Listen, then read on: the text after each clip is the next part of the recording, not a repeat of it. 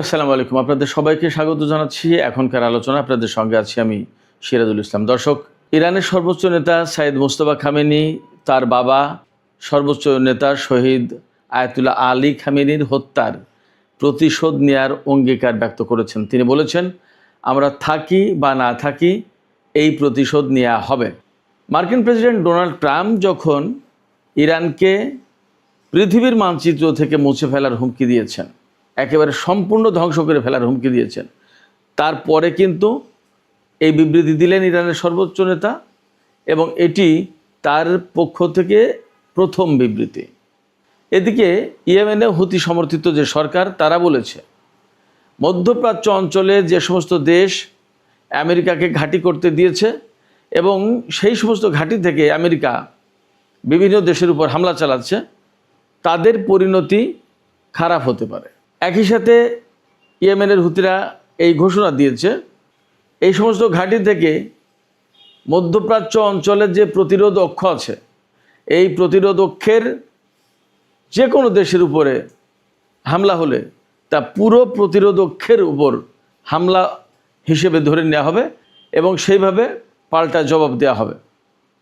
এদিকে চীন কিন্তু হিলিয়াম রপ্তানি বন্ধ করে দিয়েছে। দেশটি বলেছে মধ্যপ্রাচ্য অঞ্চলের এই ক্রাইসিসের কারণে তারা এই মুহূর্তে আর হিলিয়াম রপ্তানি করবে না। তাহলে বিশ্ববাজারে এর কী প্রভাব পড়তে যাচ্ছে সেটি কিন্তু একটা আশঙ্কার কারণ হতে পারে। সুপ্রিয় দর্শক, আমরা এই সমস্ত বিষয় নিয়ে বিস্তারিত আলোচনা করব। আশা করি আপনারা শেষ পর্যন্ত সঙ্গে থাকবেন, আর ভিডিও ভালো লাগলে লাইক কমেন্ট শেয়ার করবেন এবং চ্যানেলটি সাবস্ক্রাইব করে সাথেই থাকবেন। দর্শক, চলুন আমরা বিস্তারিত আলোচনা করি। সর্বপ্রথমে যে আলোচনা করতে হবে সেটি হচ্ছে ইরানের বর্তমানে সর্বোচ্চ নেতা যিনি সাইয়েদ মোস্তফা খামেনি, তিনি বলেছেন ইরানি জাতি সর্বোচ্চ নেতা শহীদ আলী খামেনির শাহাদাতের বদলা বা প্রতিশোধ নেয়ার জন্য প্রস্তুত। এটি আমাদের জাতির দাবি এবং এই দাবি বা এই অঙ্গীকার অবশ্যই বাস্তবায়ন করা হবে। অর্থাৎ তিনি বিবৃতিতে বলেছেন ইরানের সর্বোচ্চ নেতাকে যারা শহীদ করেছেন তাদের বিরুদ্ধে প্রতিশোধ নেওয়া হবে। তিনি এরপরেই বলেছেন যে এই প্রতিশোধ অবশ্যই বাস্তবায়ন করা হবে, তা আমরা থাকি আর না থাকি, এটা যেহেতু জাতির দাবি। মার্কিন প্রেসিডেন্ট ডোনাল্ড ট্রাম্প গতকালকে হুমকি দিয়েছেন, গতকাল মানে 10ই জুলাই তিনি হুমকি দিয়েছেন যে ইরান যদি তাকে হত্যার প্রচেষ্টা চালায় বা তাকে হত্যা করে, তাহলে তিনি মার্কিন বাহিনীকে নির্দেশ দিয়ে রেখেছেন যে ইরানকে একদম পৃথিবীর মানচিত্র থেকে মুছে দিতে হবে, ইরানকে সম্পূর্ণভাবে ধ্বংস করে দিতে হবে। এই কথা যখন বলেছেন তার কিছু পরেই ইরানের বর্তমান সর্বোচ্চ নেতার পক্ষ থেকে এই বিবৃতি এলো, প্রতিশোধের ঘোষণা এলো। এখানে বিশেষভাবে খেয়াল রাখা দরকার, মোস্তফা খামেনি তার বাবার শাহাদাতের পর এই সর্বপ্রথম কোনো আনুষ্ঠানিক বিবৃতি দিলেন। তিনি কিন্তু এখনও জনসমক্ষে আসেননি। আমরা এর আগেও বলেছি যে ইরানের যে বিরাট জনসংখ্যা, যারা সর্বোচ্চ নেতা আয়াতুল্লাহ আলী খামেনির জানাজা এবং দাফন অনুষ্ঠানে উপস্থিত ছিলেন, তাদের ভিতরে একটা বিরাট সংখ্যক মানুষ, তারা কিন্তু এই যে আমেরিকার সাথে ইরানের যে আলোচনা চলছে, চুক্তির চেষ্টা চলছে, এই সমস্ত বিরোধিতা করেছেন। তারা বলছেন যে যারা আমাদের সর্বোচ্চ নেতাকে হত্যা করেছে, যারা আমাদের ইমামকে হত্যা করেছে, তাদেরকে হত্যা করতে হবে, তা না করে প্রতিশোধ না নিয়ে এই সরকার কেন আমেরিকা বা তাদের সাথে আলাপ আলোচনা করছে, চুক্তির চেষ্টা করছে, মীমাংসার চেষ্টা করছে, আপোষের চেষ্টা করছে? কেন এগুলো করবে? তাদের দাবি হচ্ছে সর্বোচ্চ নেতাকে হত্যা করেছে, যারা হত্যা করেছে তাদেরকে হত্যা করতে হবে।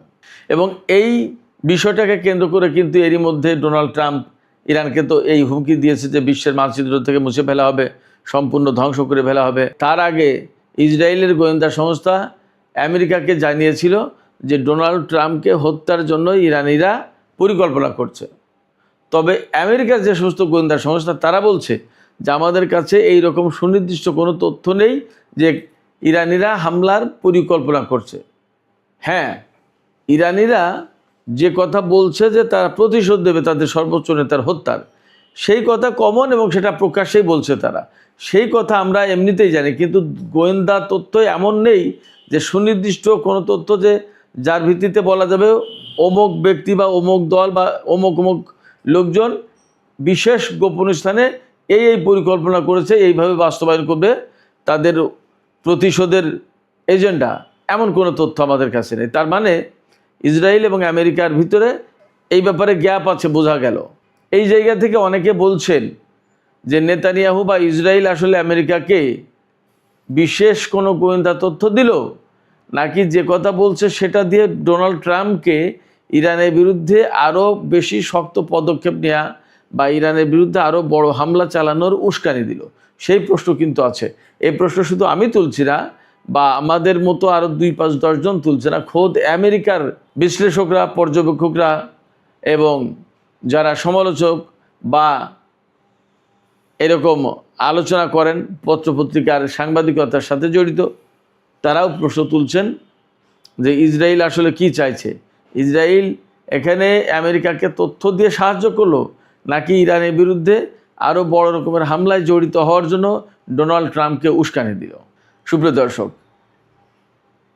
ইরান এবং আমেরিকার মধ্যে যখন এরকম উত্তেজনা, প্রচণ্ড উত্তেজনা, এবং এখন উত্তেজনার সবচেয়ে বড় যে দুটো টপিক, সেটা হচ্ছে ইরানের সর্বোচ্চ নেতার হত্যার প্রতিশোধের প্রশ্ন, আর একটা হচ্ছে হরমুজ প্রণালী।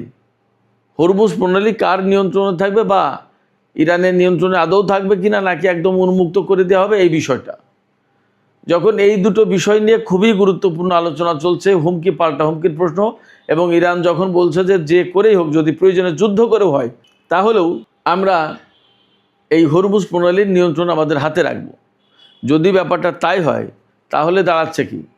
তাহলে দাঁড়াচ্ছে যে ইরান কোনো মতেই ছাড়বে না হরমুজ প্রণালীর কন্ট্রোল, এবং আমেরিকা হয়তো সেটা মানতে চাইবে না। তাহলে দুই পক্ষের ভেতরে আবার নতুন করে সংঘাত সৃষ্টি হতে পারে।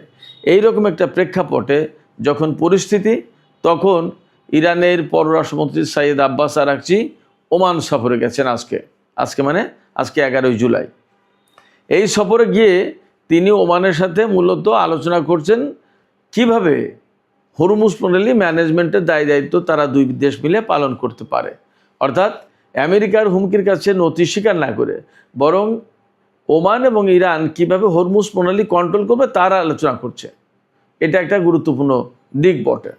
এদিকে মধ্যপ্রাচ্যের এইরকম ডামাডোল, সংকট, উত্তেজনা, সংঘাত, সংঘর্ষ, যুদ্ধ যখন চলছে, তখন ইয়েমেনের হুতি নিয়ন্ত্রিত সরকার, যেটা সানা ভিত্তিক যে সরকার, সেই সরকারের পক্ষ থেকে একটা আনুষ্ঠানিক বিবৃতি প্রকাশ করা হয়েছে।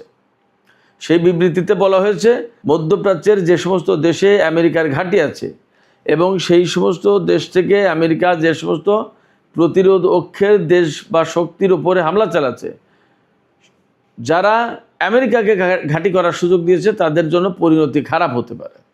ইয়েমেনের সানা ভিত্তিক সরকার একদম সুস্পষ্ট করে বলেছে, যদি এই সমস্ত দেশ মধ্যপ্রাচ্য অঞ্চলের প্রতিরোধ অক্ষের ওপরে আমেরিকাকে হামলা চালানোর সুযোগ দেয়, তাহলে এই প্রতিরোধ অক্ষ পাল্টা হামলা চালাতে পারে এই সমস্ত দেশগুলোর উপরে বা মার্কিন ঘাঁটিগুলোর উপরে, এবং এক্ষেত্রে একেবারে সম্পূর্ণভাবে প্রতিরোধ অক্ষের যে কোনো পক্ষ নিজের মতো করে সিদ্ধান্ত নিয়ে হামলা চালাতে পারে। এর ভিতরে সবচেয়ে গুরুত্বপূর্ণ যে কথাটা বলেছে সানা ভিত্তিক সরকার, সেটা হচ্ছে যে এই যে প্রতিরোধ অক্ষের যে শক্তিগুলো এখানে যুক্ত আছে, এর যে কোনো একটা শক্তি বা যে কোনো একটা পক্ষের উপর হামলাকে প্রতিরোধ অক্ষ একেবারে পুরো প্রতিরোধ অক্ষের উপরে হামলা বলে ধরে দেবে এবং এর বিরুদ্ধে কঠিন এবং কার্যকর জবাব দেবে।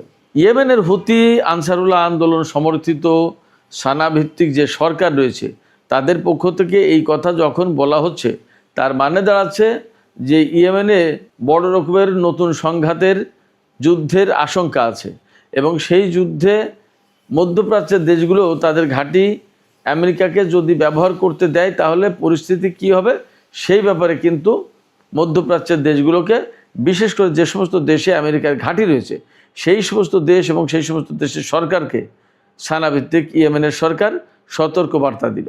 এখন এই সমস্ত দেশ বা মার্কিন ঘাঁটি তারা কে কীভাবে বার্তাটা নেবে সেটা তাদের ব্যাপার। তবে মনে হচ্ছে নতুন করে সংঘাতে ইয়েমেন আরও অ্যাক্টিভলি এবং আরও বেশি ওয়াইড রেঞ্জে দায়িত্ব পালন করবে, অর্থাৎ ইরানের পক্ষ হয়ে যুদ্ধ করার সম্ভাবনা তৈরি হলো এই ঘোষণার ভেতর দিয়ে। আমরা কুয়েত, বাহরাইন, কাতার, সংযুক্ত আরব আমিরাত, সৌদি আরব, জর্ডান সহ মধ্যপ্রাচ্যের যে সমস্ত দেশ আছে তাতে 19টি ঘাঁটি এবং স্থাপনা, মার্কিন সামরিক স্থাপনা আছে বলে মোটামুটি তথ্য। ফলে এই সমস্ত সব ঘাঁটি এখন প্রতিরোধকের বৈধ টার্গেটে পরিণত হবে বলে মোটামুটিভাবে ধারণা করা যাচ্ছে। সুপ্রিয় দর্শক, আজকের আলোচনার শেষ পর্যায়ে একটা বিশেষ গুরুত্বপূর্ণ খবর নিয়ে আলোচনা করব। সেটি হচ্ছে চীন আন্তর্জাতিক বাজারে হিলিয়াম রপ্তানির উপর নিষেধাজ্ঞা আরোপ করেছে। অর্থাৎ চীন থেকে এখন হিলিয়াম গ্যাস রপ্তানি করা যাবে না। চীনের বাণিজ্য মন্ত্রণালয় এবং কাস্টমস প্রশাসন এই দুটো প্রতিষ্ঠানের পক্ষ থেকে এই ঘোষণা দেওয়া হয়েছে, অর্থাৎ হিলিয়াম রপ্তানি বন্ধ ঘোষণা করা হয়েছে। এই যে চীনের পক্ষ থেকে হিলিয়াম রপ্তানি বন্ধের ঘোষণা দেওয়া হলো কেন? চীন বলছে যে মধ্যপ্রাচ্যে যে যুদ্ধ চলছে এই যুদ্ধের কারণে আন্তর্জাতিক বাজারে এরই মধ্যে হিলিয়াম সরবরাহের উপরে একটা চাপ পড়েছে। কারণ যে সমস্ত দেশ হিলিয়াম আন্তর্জাতিক বাজারে সরবরাহ করে তার ভিতরে কাতার একটা। মধ্যপ্রাচ্যের এই সংঘর্ষের কারণে কাতার থেকে যেমন তেল গ্যাস রপ্তানি করা মুশকিল হচ্ছে, তেমনি হিলিয়াম রপ্তানি করাও কঠিন হয়ে পড়েছে। এই অবস্থায় চীন দেখছে যে তার প্রচুর পরিমাণে শিল্প কারখানায় এই হিলিয়াম গ্যাস প্রয়োজন হয়। এখন যদি এই পরিস্থিতিতে হিলিয়াম গ্যাস রপ্তানি অব্যাহত রাখে আর মধ্যপ্রাচ্যে বিশেষ করে ইরানের সাথে আমেরিকা এবং ইসরায়েলের যদি আরও বড় কোনো সংঘাত যুদ্ধ শুরু হয়, তাহলে আন্তর্জাতিক বাজারে হিলিয়াম সরবরাহ সংকটের মধ্যে পড়বে এবং চীন হয়তো সরবরাহ ঠিকমতো নাও পেতে পারে। আবার এই মুহূর্তে চীনের সাথে আমেরিকার কিন্তু বিরাট বাণিজ্য যুদ্ধ চলছে। যেমন মার্কিন প্রেসিডেন্ট ডোনাল্ড ট্রাম্প ঘোষণা দিয়েছেন গতকালকে যে চীন যদি ইরানের কাছ থেকে তেল আমদানি অব্যাহত রাখে তাহলে চীনের উপরে 100% ট্যাক্স বা শুল্ক আরোপ করা হবে। চীন বলেছে 100% কেন, তোমরা 200% বা যত খুশি ট্যাক্স আরোপ করতে পারো, কিন্তু আমরা ইরান থেকে তেল নেওয়া বন্ধ করবো না। এটা আমাদের স্বাধীন সার্বভৌম সিদ্ধান্ত। আমরা আমাদের সিদ্ধান্ত নেব, আমরা কার কাছ থেকে তেল নেব কার কাছ থেকে নেব না সেটা আমাদের ব্যাপার, কেউ এখানে হস্তক্ষেপ করতে পারে না। তার মানে চীনের সাথে আমেরিকার কিন্তু এই মুহূর্তে আবার নতুন করে প্রচণ্ড বাণিজ্য যুদ্ধ শুরু হলো। এই বাণিজ্য যুদ্ধের মধ্যে হিলিয়াম গ্যাসের মতো একটা গুরুত্বপূর্ণ গ্যাস যদি চীন তার জরুরি প্রয়োজনের সময় সরবরাহ না পায় তাহলে ভয়াবহ বিপর্যয়ের মধ্যে পড়বে। সেই কারণে চীন তার হাতে নিজের যা আছে সেটা স্টক করে তার চাহিদা মেটানোর একটা ব্যবস্থা করার চেষ্টা করছে। এখানে একটা প্রশ্ন আসতেই পারে যে হিলিয়াম গ্যাস আসলে কি কি কাজে লাগে? হিলিয়াম গ্যাস অনেক কাজে লাগে। এখনকার দুনিয়ায় সবচেয়ে বড় যে বিষয়টা সেটা হচ্ছে যে সেমিকন্ডাক্টর চিপ, যেটা মোবাইল, জাহাজ, বিমান সব কিছুতে এই জিনিসটা লাগে, গাড়িতে লাগে। এই জিনিস তৈরির জন্য এই হিলিয়াম গ্যাস লাগে এবং কারখানা পরিবেশ পরিষ্কার পরিচ্ছন্ন রাখার জন্য এটা লাগে। এরপরে রকেটের যে জ্বালানি ট্যাঙ্কার, সেই জ্বালানি ট্যাঙ্কারের প্রেশার ঠিক রাখার জন্য হিলিয়াম গ্যাস লাগে, অর্থাৎ রকেটে হিলিয়াম গ্যাস লাগে। তার মানে মহাকাশ গবেষণার কর্মকাণ্ডের জন্য হিলিয়াম গ্যাস মাস্ট। এমআরআই মেশিনের সুপার কন্ডাক্টিং যে ম্যাগনেট রয়েছে তার তাপমাত্রা একদম ঠান্ডা রাখার জন্য এই হিলিয়াম গ্যাসের ব্যবহার করা হয়, হিলিয়াম গ্যাস লাগে। ফাইবার অপটিক তৈরি এবং লেজার প্রযুক্তি যেটা, এখানে হিলিয়াম গ্যাস একদম অবধারিত লাগে। এছাড়া বিভিন্ন বৈজ্ঞানিক গবেষণায় এই হিলিয়াম গ্যাসের ব্যবহার রয়েছে, প্রয়োজন হয়। আর ফাইবার অপটিক, লেজার প্রযুক্তি, এগুলো তো আপনারা বুঝতে পারেন যে পৃথিবীতে এই মুহূর্তে কত বেশি প্রয়োজন এগুলো। এছাড়া বিশেষ ধরনের ওয়েল্ডিং এবং শিল্প কারখানায় এই হিলিয়াম গ্যাস লাগে। এখন প্রশ্ন হচ্ছে, চীন কি পৃথিবীতে একমাত্র হিলিয়াম রপ্তানিকারক দেশ? না, চীন বরং অনেক কম রপ্তানি করে। সবচেয়ে বেশি রপ্তানি করে আমেরিকা, এরপরে রয়েছে কানাডা, কাতার, রাশিয়া, আলজেরিয়া, এ সমস্ত দেশ। তো চীন যদি এই হিলিয়াম গ্যাস রপ্তানি বন্ধ করে দেয় তাহলে আসলে কি অনেক বড় প্রভাব পড়বে? না, অনেক বড় প্রভাব পড়বে না। এখনকার যে তথ্য সেই তথ্য অনুসারে বলছি যে খুব বড় প্রভাব পড়বে না, কিন্তু যুদ্ধ যদি দীর্ঘস্থায়ী হয় এবং বড় পরিসরে ছড়িয়ে পড়ে তাহলে মধ্যপ্রাচ্যের যে সমস্ত দেশ তারা এটা কতদূর কি সাপ্লাই দিতে পারবে, বিশেষ করে কাতার, সেটা একটা ব্যাপার। আমেরিকার কাছ থেকে চীন কতটুকু পাবে সেটা একটা ব্যাপার। এছাড়া যে যুদ্ধ পরিস্থিতি দিন দিন বাড়ছে, তাতে অস্ত্র, ক্ষেপণাস্ত্র, মিসাইল, আদার অনেক কিছুর জন্য আরও বেশি প্রয়োজন হয়ে পড়ছে।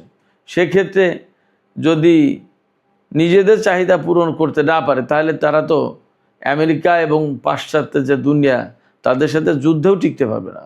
এই কারণে চীন নিজের প্রয়োজন মেটানোর জন্য সরবরাহ ঠিক রাখতে এই হিলিয়াম রপ্তানির বন্ধের সিদ্ধান্ত নিয়েছে। তবে মনে করা হচ্ছে যে ইরান যুদ্ধ আরও বেশি মাত্রায় ছড়িয়ে পড়তে পারে এমন আশঙ্কা থেকেই মূলত চীন এই হিলিয়াম রপ্তানি বন্ধ ঘোষণা করেছে। দেখা যাক আগামী 2-5-10 দিনের ভেতরে হয়তো আরও পরিষ্কার হবে যে চীন কেন প্রকৃতপক্ষে হিলিয়াম রপ্তানি বন্ধ করলো, এবং এই চীনের হিলিয়াম রপ্তানি বন্ধের কারণে আন্তর্জাতিক বাজারে এই হালকা গ্যাসটি অর্থাৎ হিলিয়ামের দাম কতটুকু বাড়লো, কীরকম কী তার প্রভাব পড়লো, আমরা সব জানতে পারবো। সুপ্রিয় দর্শক, এখনকার আলোচনা এখানে শেষ করতে চাই। আলোচনা শেষের আগে আমি আপনাদের কাছে প্রথম যে বিষয় নিয়ে আলোচনা করেছিলাম সেই বিষয় নিয়ে একটু জানতে চাই যে ইরানের সর্বোচ্চ নেতা শহীদ আয়াতুল্লাহ আলী খামেনির শাহাদাতের প্রতিশোধ নেয়ার অঙ্গীকার ব্যক্ত করেছেন বর্তমান সর্বোচ্চ নেতা সাইয়েদ মুজতবা খামেনি।